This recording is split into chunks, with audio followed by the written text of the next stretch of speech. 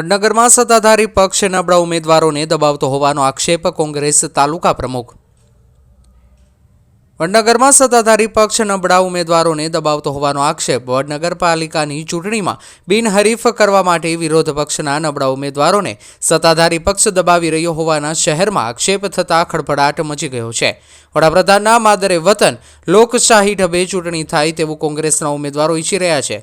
આ અંગે તાલુકા કોંગ્રેસ પ્રમુખ શું કહે છે જુઓ.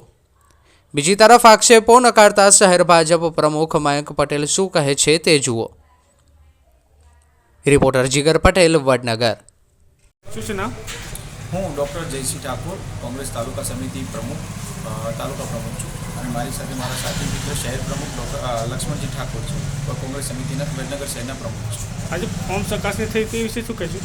ફોર્મ ચકાસણી આજે અમારે દરેક ઉમેદવારોને ફોર્મ ચકાસણી માટે બોલાવવામાં આવ્યા હતા અને તંત્ર તરફથી સારો એવો પ્રતિસાદ મળ્યો અને અમારા દરેક ફોર્મ સિલેક્ટ કરવામાં આવ્યા છે. એટલે હવે આવનાર સમયમાં સીધી લડત ભાજપ અને કોંગ્રેસની દરેક અમારા 5 વોર્ડમાં ઉમેદવારો છે, એ 5 વોર્ડમાં સીધી લડત ભાજપ અને કોંગ્રેસ વચ્ચે થવાની છે.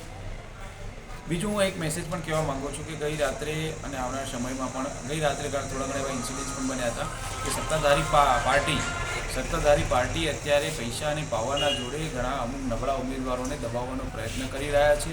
ગઈ રાત્રે એવા 2-3 ઇન્સિડન્ટ્સ પણ બન્યા છે. અમારી પાસે એવા મેસેજો પણ આવ્યા છે.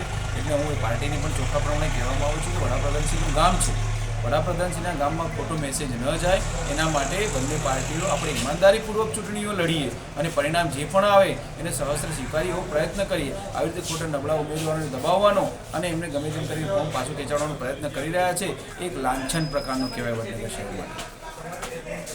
શું નામ છે? મારું નામ મયંકભાઈ પટેલ છે. હું વડનગર શહેર ભાજપનો પ્રમુખ છું.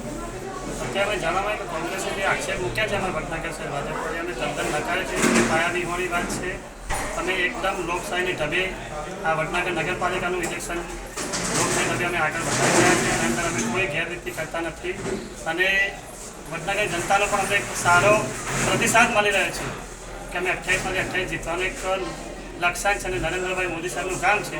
એ લક્ષ્યાંક તરફ અમે આગળ વધી રહ્યા છીએ. પણ અમે એકદમ લોકશાહીની ઢબેથી જ આગળ વધી રહ્યા છીએ. અમે કોઈ સામ દામ દંડ ભેદ કોઈ વાપરતા નથી. કોંગ્રેસને આક્ષેપ હું નકારી રહ્યો છું.